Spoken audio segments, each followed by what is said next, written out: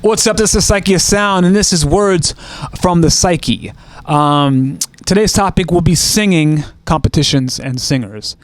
And speaking of singers, on my shirt, I'm wearing the wonderful, talented, legendary, iconic Melba Moore. If you ever see her come to your city, definitely check it out. You would not want to miss her vocals in person. It's just an amazing thing to see. So, singing competitions. They're great in some regards, in some they're bad. I mean, it's great entertainment. It's great to see people get opportunities, but are they really opportunities? And what I mean by that, well, let me elaborate. So, when American Idol first came out, it seemed like it was a great opportunity. You probably got to heard the beginnings of anyone that was trying to get noticed. They pushed out, and it's probably as far as I'm concerned, the only show that's actually pushed out, at least in the beginning, talent that went on to successfully be in the music business. You're watching people on TV now. I don't know what kind of contracts these people are signing. I have no idea.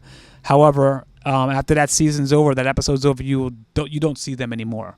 Unless you're following them on their social media pages. But what I mean by that is, the Kelly Clarksons, the Fantasias, even the people that didn't even win. Jennifer Hudson, the opportunity was there. She grabbed it. She ran. I mean, she's in that new Aretha Franklin movie. Check it out. I mean, amazing talent has come from the earlier seasons because the hunger was there. But as no disrespect, the BS, it's just, I don't know. I just feel like putting people together and making them compete for this one slot. No genres attached to it, just one slot. And then the people that don't win are like, oh, you're not good enough. It's like, it's never sat well with me. I never even liked battles of bands. I've done battles of bands, so if you see me at one, I was there because it was a great opportunity to perform in front of people, not be in my room by myself like I am now. But it's just, I just don't believe that artists should be going at each other's throats. Now, rap battles are different. That's a whole different culture. It's a different thing. You're battling, you're rapping, boom, boom, and that's the culture, that's the art. But when you're talking about a singing competition, let me put stuff in perspective. If we can go back years, and people, let's say these people weren't famous, and you put a singing competition together, like one of these singing shows, American Idol, X Factor, whatever, and you have a Lenny Kravitz, you have a Brian McKnight, you got an Axl Rose, and a Bob Dylan, and you're like, okay, who's the best singer? Well, how do you do that? These people are all equally successful in what they have accomplished. Do I say Axl Rose is not as great as a singer as Brian McKnight? If you're talking about singing, I mean, I don't know, maybe Brian McKnight is the better one, but if you like the R&B, so it's like to put everyone in this bubble, it's just always really been crazy. And as an artist that does multiple genres, as a producer, I just never felt comfortable with that. And I think that there needs to be some sort of, I don't know, balance. Like I said, it makes great TV, and it sells. It's TV. I get it. All that. Even when the people that come in and they joke around and you tell them, "Oh, get out of here," they got the weird outfits on, they're being funny, and But I sat in those rooms and I've seen competitions, and I've been, I made it to finalists of New Jersey and certain shows and things like that, and and I've seen people that can sing circles around me. I mean, circles around me. I love what I do. I think what I do is amazing, but I'm just saying, I'm also, as far as I'm concerned, I'm not the best at anything. I'm good at what I do, and I love what I do, and that maybe that transcends into the audience. But it just hurt my heart to see people that I know have superior talent and get turned away, and then you turn the TV on and you're seeing somebody that's making a joke, and they clearly didn't have the talent, but you turned somebody else away. And I don't know, so these competitions get kind of weird in that kind of way. So back to them not really being a great opportunity, in today, I don't see any of these shows pumping out artists like American Idol did in its first few seasons. And what I mean by that is the record, the records in the store, and having this longevity in their career, because a lot goes into that as well. A lot of people can sing. You can go to your church, your local church, or your local up the street school talent shows, and you'll see somebody with an amazing voice. Are they built for this industry? Maybe not. See, what happens is this. You got somebody that can sing. They go to this competition. Let's say they make it far. You're going in this competition, you're on television, and you're singing someone else's hit song. That's amazing. You can sing it well. And you get far enough that you get to the finals, and you get a finalist. People are voting. Now you win. Great. Congratulations. Now it's your turn. What I mean by that is it's your turn to give your contribution to this industry.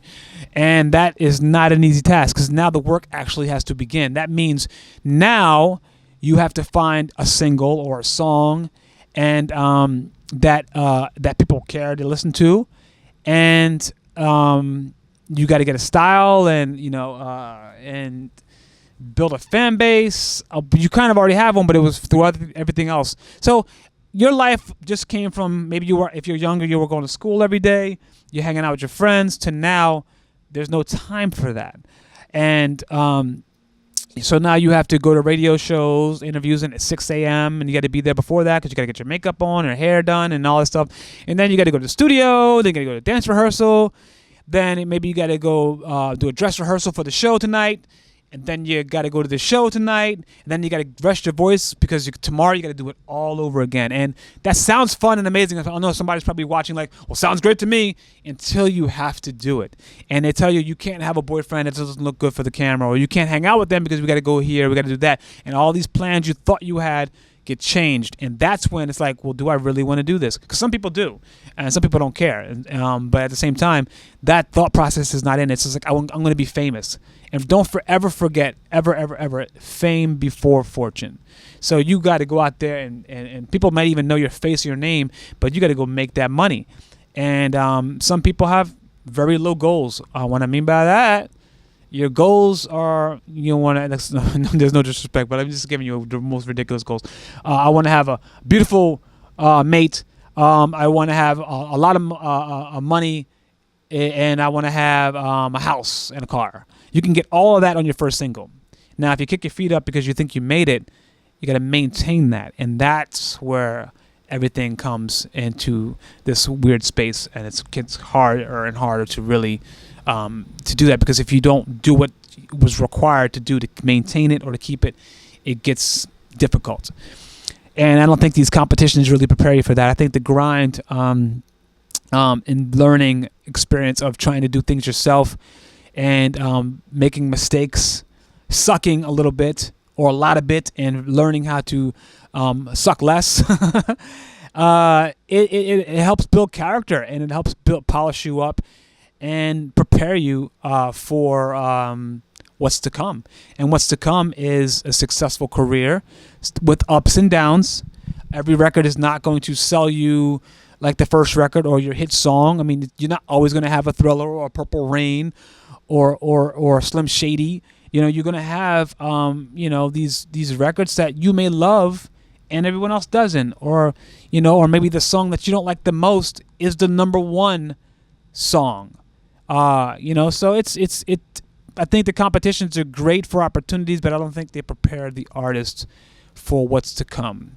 It just makes money for the celebrity judges who are now singing songs and taking the TV time away from you to do their thing, which is cool. Their agents are putting them in position to do that, and congratulations to them for that. But what about the independent artists? What about your contribution? And if you don't have this sad, traumatic story, what if you lived a great life and you just have a great voice? I mean, do you not get on TV? I mean, there's a lot that goes into play, and I do applaud anyone that has overcome that. Or anyone that is doing it on their own, or anyone that excelled from these television programs, because that's just the dream come true, and it's an amazing thing that happens. And but it's definitely not the easy route at all. It looks like it's easy because they're making it seem like it's the easy route, but when you're waiting in that line with 3,000, 4,000 people per city, or no, 30,000. It's ridiculous. It gets because a lot of times it's not even it's just number. It's a numbers game. I've seen it happen. They have you stand in line, and if you're younger than 18, you have to have 2 guardians, and they have to register. So like 40,000 people today. No, it's not. It's not. It's the game. You're playing it. Cool. But it's just I just wish you would just stop, breathe, and think about the independent artist.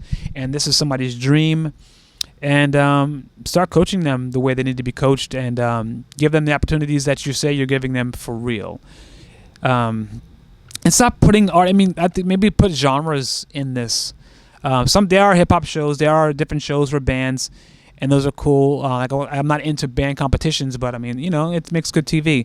But if you're gonna do a singing show, I think that the show should just have a little bit more categories or diversity. Like, imagine having a music awards and you're just giving out an award for one genre. Like, it doesn't happen. Like the Grammys is, classical. Best animated film. Like, you have so many opportunities to get music awards, and it should be the same for a specific shows that have multiple genres. Or you're mixing dance, and how do you have a competition and you got a dancer and a singer and a comedian and a magician? What is going on? And then, like I said, it makes great TV. But what are we really doing here at the end of the day? What are we really doing? What am I doing? I'm sitting in my studio, could be making music, but I want to help with which I don't know if I'm helping. I'm just giving my ideas, which could be completely ridiculous. But it's just the mind of the psyche. And thank you for watching, if you're even still watching, or if you just caught this one episode. I have multiple episodes. Lepa. I don't know. Talking to myself is very new, or not. Very new on camera. Let's establish that. But this is Psyche of Sound, and you're watching Mind of the Psyche. And hope you stay tuned for the next episode of, I don't even know what it's going to be about, but it'll be cool, I guess, or not. Stay tuned. Psyche of Sound!